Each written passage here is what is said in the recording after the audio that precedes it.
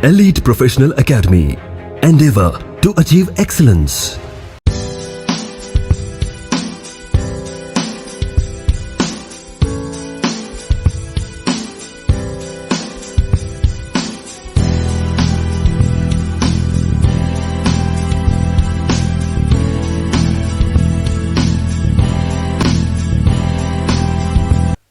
आएंगे next point, next part of this chapter, that is dissolution of the firm. अब firm को dissolve कैसे करेंगे, तो यहां पे एक बात आप गांठ बांध लेना पहले ही, before moving ahead, that is partnership firm का डिसोल्यूशन एंड पार्टनरशिप का डिसोल्यूशन दोनों अलग अलग बात है।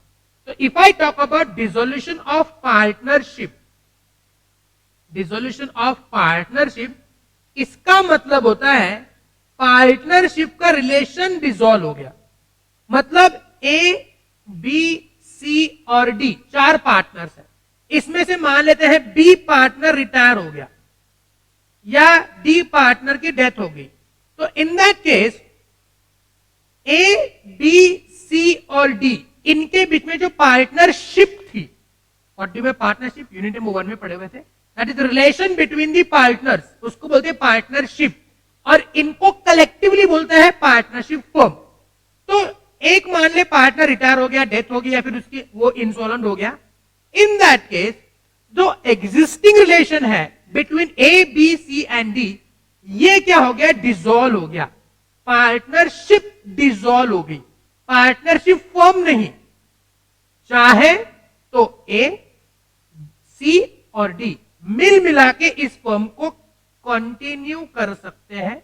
मतलब उन्होंने फर्म को, मान ले फर्म का नाम है ए एंड कंपनी, तो ए एंड कंपनी को कंटिन्यू कर ले, फर्म डिसॉल्व होगी नहीं, पार्टनरशिप जो उनका बीच में रिलेशन था वो रिलेशन डिसॉल्व हो गया। अब बचे हुए पार्टनर्स उसी पार्टनरशिप के अंदर नया पार्टनरशिप, मतलब नया रिलेशन फॉर्म करके उस फर्म को कंटिन्यू कर देंगे। तो पार्टनरशिप फर्म और पार्टनरशिप दोनों अलग अलग चीजें हैं। पार्टनरशिप का डिसोल्यूशन और पार्टनरशिप फर्म का डिसोल्यूशन दोनों अलग अलग बात। तो according to section 39 of the Indian Partnership Act 1932, the dissolution of partner between all partners of a firm is called as a dissolution of firm.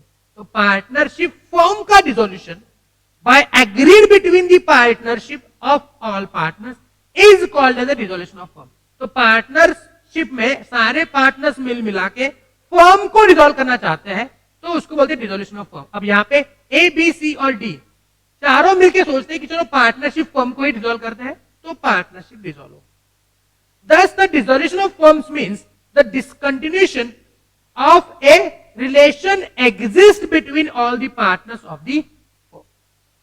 Okay? तो partnership firm का dissolution का मतलब होता है दैट जो भी रिलेशन था between all partners वही क्या हो गया, बोलो, डिसॉल्व हो गया।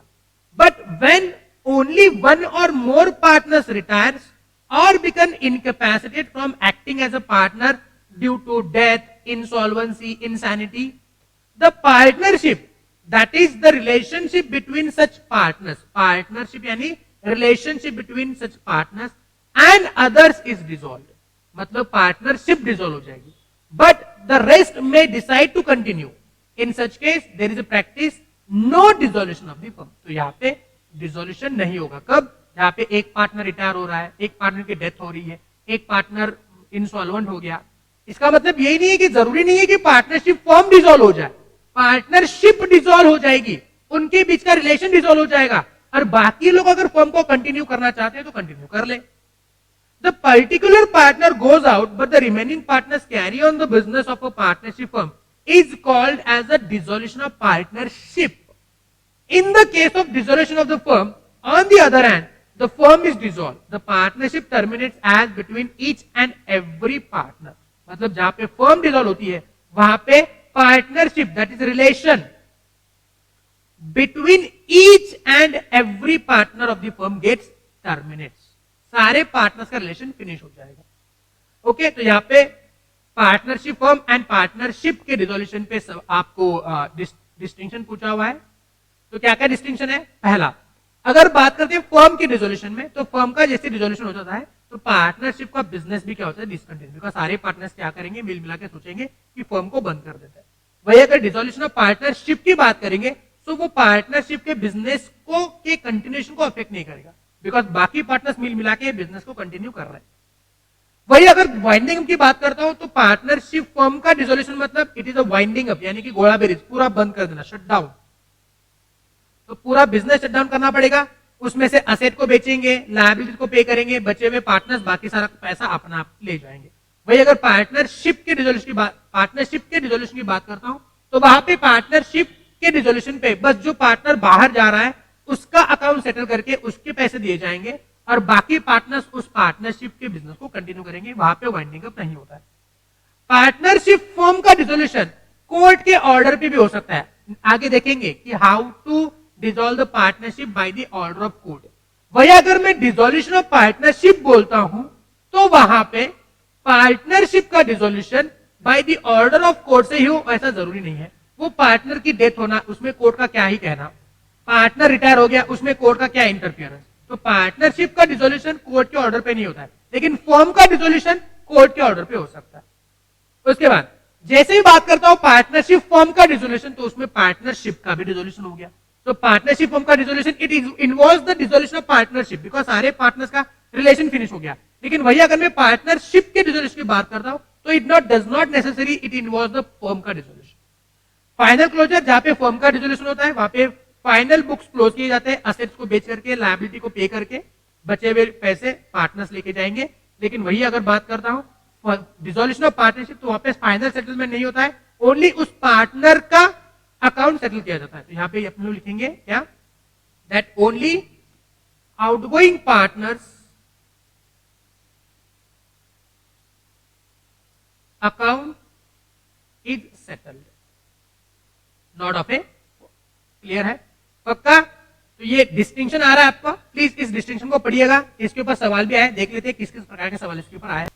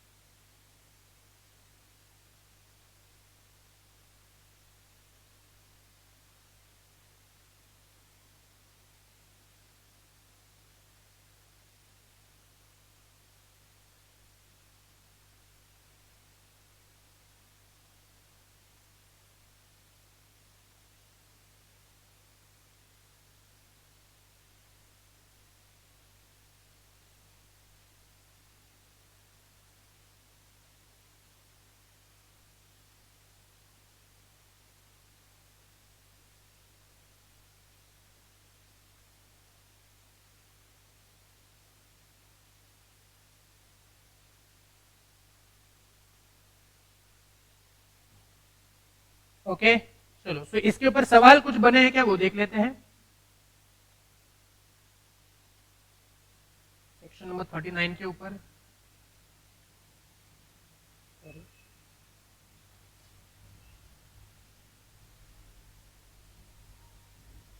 यस, तो 1997 का सवाल है 10 मार्क के लिए। Explain the meaning of dissolution of partnership firm and when the dissolution of the firm takes place. तो फर्म का डिसोल्यूशन कैसे होता है वो बाद में देखेंगे, लेकिन पहला जो पॉइंट आता है that is explain the meaning of dissolution of partnership firm, वो तो आपको लिखते आना चाहिए। तो पार्टनरशिप का फर्म का डिसोल्यूशन का मतलब क्या है, तो ये जो कहानी है ये आप सारी बातें लिखेंगे। तो if you remember this differentiation point, तो ये वाले पॉइंट भी आपने लिख दिए 1 2 3 4 5, ये पॉइंट भी लिख दिया, तो आपका मीनिंग ऑफ फर्म का डिसोल्यूशन, तो ये तो कहानी पूरी होगी।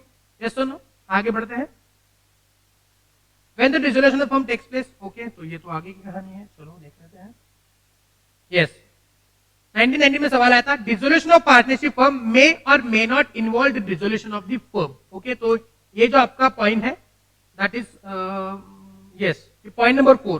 पॉइंट नंबर 4 को एक्सप्लेन करने के लिए बोला है कि फर्म का डिसोल्यूशन और पार्टनरशिप का डिसोल्यूशन, तो पार्टनरशिप का डिसोल्यूशन मे और may not involve the dissolution of partnership firm, इसको डिस्कस करने के लिए बोला है। तो बड़ा ही इंपॉर्टेंट वाला ये पॉइंट है, इसको आप क्या करेंगे, रीड करेंगे प्रॉपरली।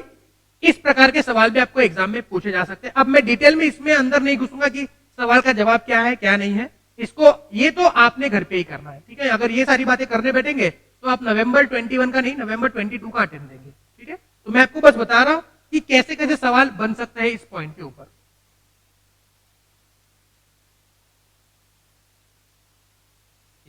तो such kind of questions can be asked. कभी कभार आपको इसका डिफरेंशिएशन डायरेक्टली भी पूछा जा सकता है, that is please explain the distinction between dissolution of firm versus dissolution of partnership. तो ये भी जो आपका डिस्टिंक्शन वाला पॉइंट है ये भी आपके लिए इंपॉर्टेंट हो सकता है from exam point of view.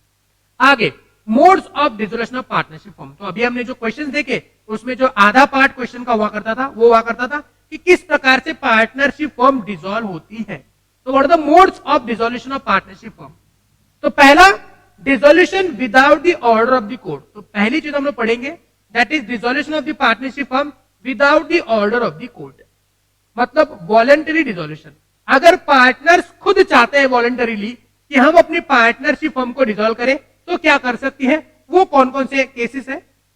और दूसरा point number 2 that is dissolution bye the order of the court. ऊपर हमने देखा ना डिस्टिंक्शन में कि डिसोल्यूशन के लिए कोर्ट के ऑर्डर की जरूरत हो सकती है, वही पार्टनरशिप के लिए जरूर नहीं है। तो कोर्ट के ऑर्डर से पार्टनरशिप फर्म कैसे डिसॉल्व होगी, तो ये वाली कहानी यहां पे आपको सीखने को मिलेगी, ठीक है। यस, तो ये जो आपका चार्ट है, इस चार्ट में आपको वॉलंटरी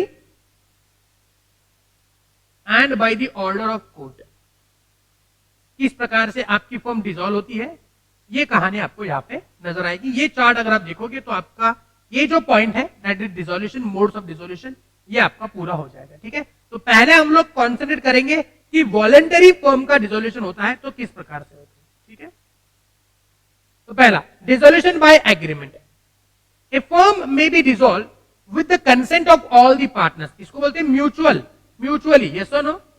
तो म्यूचुअली डिसाइड करके, सारे पार्टनर डिसाइड करें, जैसे मैं स्वरूप स्वप्निल सर, हम तीनों ने 10 साल के बाद डिसाइड कर दिया कि चलो बहुत हो गया यार, टीचिंग फील्ड में बहुत कंटाल आ गया हमको, पार्टनरशिप फर्म हम लोग डिसॉल्व करते हैं, कोई और नया बिजनेस करते हैं, ये पार्टनरशिप डिसॉल्व करते हैं। तो हमने मिल मिला के पार्टनरशिप फर्म को डिसॉल्व कर दिया। क्या हो सकता है, जी हाँ हो सकता है।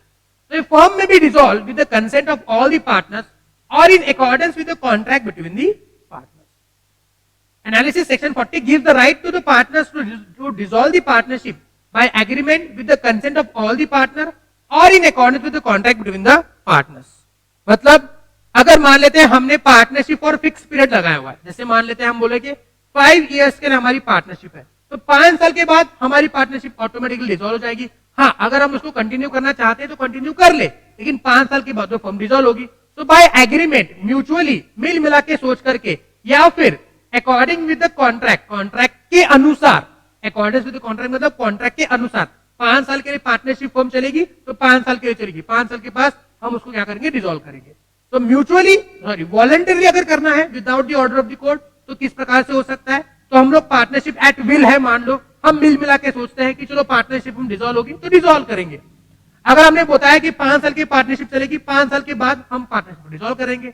हाँ, हमारी पार्टनरशिप और फिक्स पीरियड है 5 साल के लिए, लेकिन 2 साल के बाद ही हम लोग मिल मिला के सोच रहे हैं कि चलो डिसॉल्व कर दे, तो डिसॉल्व कर सकते हैं क्या? जी हाँ, डिसॉल्व कर सकते हैं। दूसरा, compulsory dissolution. A firm is compulsory dissolve by happening of an event which makes it unlawful, lawful नहीं आप लिखना, unlawful, which makes it unlawful for the business of the firm to be carried on or for the partners to carry it on the partnership। क्या लिखा है कि अगर मान लेते हैं आपकी पार्टनरशिप फर्म है, मान लो ए एंड कंपनी, अब इस पार्टनरशिप का बिजनेस, ये एक बिजनेस करती है for selling the gutkha. Okay, ये क्या करती है? गुटखा सेल करती है, गुटखा मैन्युफैक्चरिंग करते हैं और सेल करते हैं। अब ऐसी कुछ घटनाएं हुई जिसकी वजह से फर्म को यह बिजनेस कंटिन्यू करना मुश्किल हो गया या अनलॉफुल हो गया। जैसे महाराष्ट्र में गुटखा बैन, हमने कॉन्ट्रैक्ट एक्ट को पढ़ने के टाइम पे भी ये वाले एग्जाम्पल को बहुत देखा हुआ था। अगर मान लेते हैं महाराष्ट्र में गुटखा बैन हो गया, तो बताएंगे क्या पार्टनरशिप ये बिजनेस कर सकती है? और this is the only business which the partnership was carrying under its name and style of A and company। तो बताएंगे क्या पार्टनरशिप अब डिसॉल्व हो जाएगी? जी हाँ, आपकी पार्टनरशिप डिसॉल्व हो जाएगी, बिकॉज एग्रीमेंट में कोई और बिजनेस लिखा हुआ नहीं है, यही एक बिजनेस है, यही एक बिजनेस लिखा हुआ है। तो इस बिजनेस के लिए आपकी पार्टनरशिप क्या होगी? बोलो डिसॉल्व होगी, कंपल्सरी, बिकॉज ऐसी घटना हो गई, happening of an event which makes it unlawful for the business of the partnership firm to be carried on. मतलब वो बिजनेस कैरी ऑन करना क्या हो गया? मुश्किल हो गया।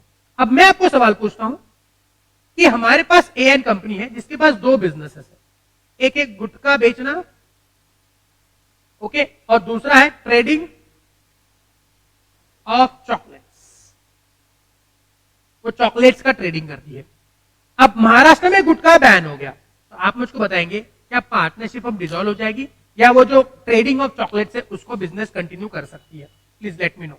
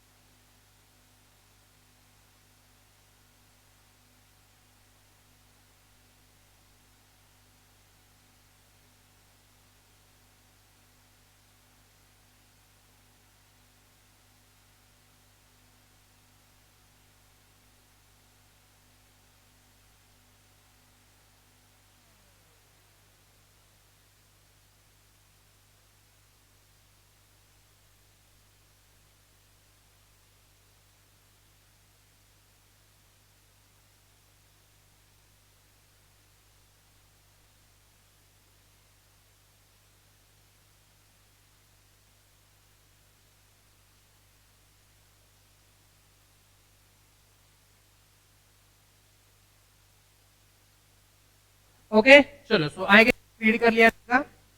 आगे बढ़ते हैं, dissolution on happening of certain contingency. अब ऐसी कुछ घटनाएं घटेगी जहां पे जिस वजह से आपकी पार्टनरशिप डिसॉल्व हो सकती है।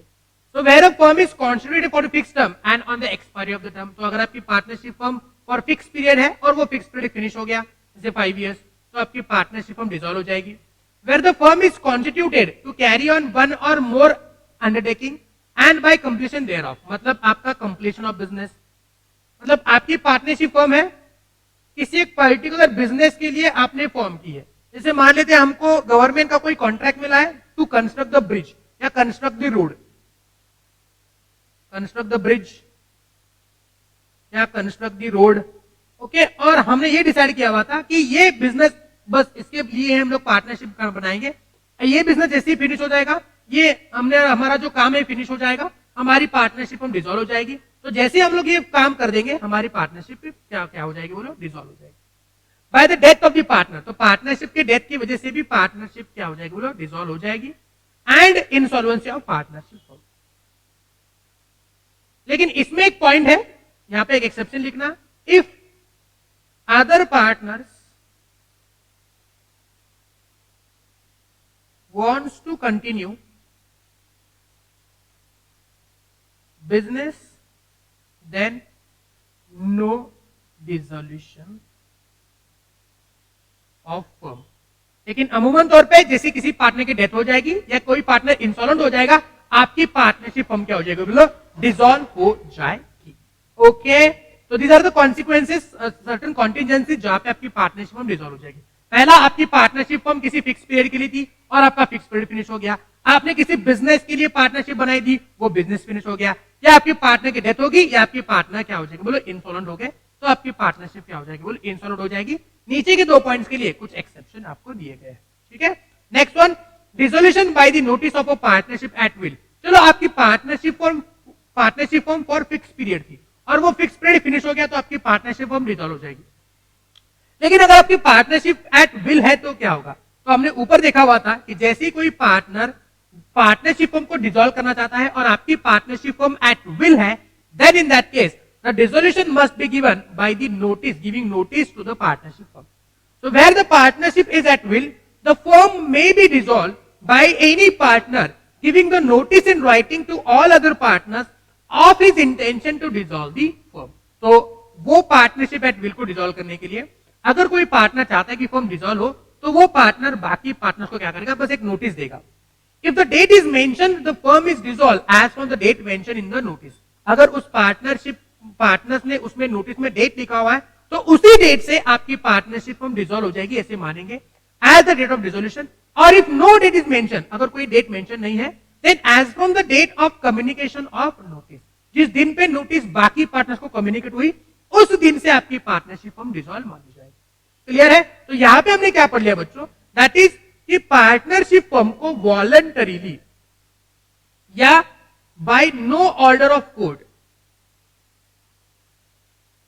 Bye no order of court कैसे डिसॉल्व करेंगे। Okay, by no order of court कैसे डिसॉल्व करेंगे। ओके, तो पहली चीज voluntarily and by no order of court में से आपकी फर्म डिसॉल्व हो सकती है, that is by agreement by all partner, जिसको हम लोग म्यूचुअल भी बोलते हैं, एग्रीमेंट बाय ऑल पार्टनर्स। तो सारे पार्टनर्स मिल मिला के सोच सकते हैं कि हम आपकी पार्टनरशिप फर्म को क्या करते हैं, डिसॉल्व कर लेते हैं। दूसरा उन्होंने लिखा हुआ है, दैट इज कि आपकी पार्टनरशिप का बिजनेस क्या हो गया, बोलो, अनलॉफुल हो गया। That is business becomes unlawful, business becomes unlawful. तो उसके लिए एक स्पेसिफिक नाम है कंपल्सरी डिसोल्यूशन। ओके, आप लिखेंगे कंपल्सरी डिसोल्यूशन, परेशानी ना हो समझने के लिए। Compulsory dissolution. ओके, तीसरी कहानी उन्होंने बताई है, that is happening of certain contingencies. Happening of contingency. What is contingencies? Contingencies यानी कि फ्यूचर अनसर्टेन इवेंट, कुछ होता है तो इसकी वजह से डिसॉल्व हो जाएगी। उसमें क्या लिखा हुआ था? उसमें लिखा हुआ था कि पहली बात जो कॉन्टिजेंसी होने के बाद आपकी पार्टनरशिप डिसॉल्व हो जाएगी, that is expiry of term. दूसरा उन्होंने लिखा था कंप्लीशन ऑफ बिजनेस। तीसरा लिखा हुआ था death of the partner.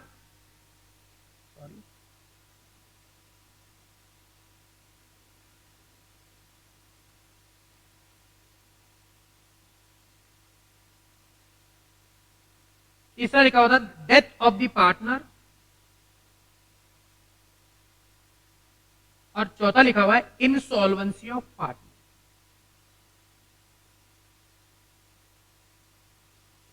Okay, चौथी बात उन्होंने मेन चौथी बात यह बताई है कि अगर मान लेते आपकी पार्टनरशिप एट विल है, okay, partnership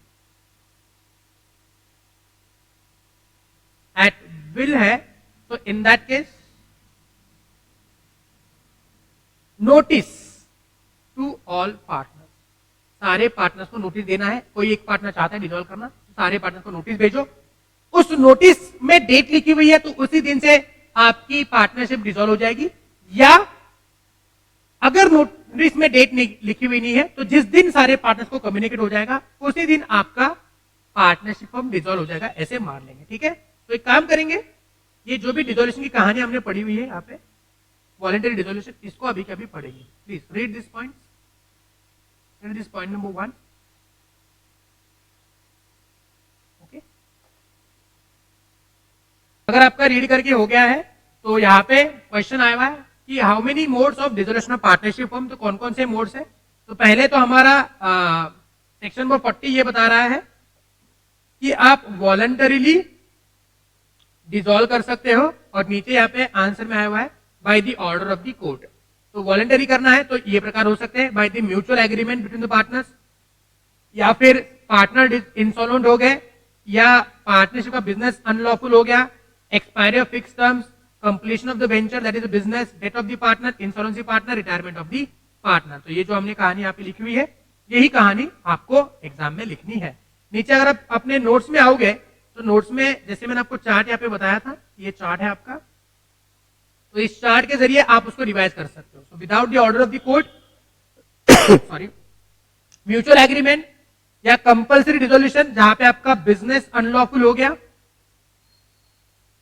okay, happening of certain events, इसमें आपके 4 इवेंट है, that is fix period finish हो गया, ये आपका हो सकता है बिजनेस जो है कंप्लीट हो गया, कंप्लीशन ऑफ बिजनेस, तीसरा डेथ, या फिर हमने देखा था insolvency, okay, and by notice जहां पे पार्टनरशिप एट विल है, ओके, पार्टनरशिप एट विल है। और नोटिस में देखा था कि कौन से डेट से आपकी डिसोल्यूशन मानी जाएगी, तो अगर नोटिस में डेट है तो उसी डेट से, अगर नोटिस में डेट नहीं है देन इन दैट केस जिस दिन बाकी पार्टनर्स को ये इंफॉर्मेशन मिल जाएगी, उस नोटिस मिल जाएगी, उस दिन पे आपका डिसोल्यूशन का डेट माना जाएगा। ओके, बताएंगे यहां तक किसी को कुछ दिक्कत है आज के लेक्चर पे या नहीं? Any doubt so far in today's lecture? Elite Professional Academy. Endeavor to achieve excellence.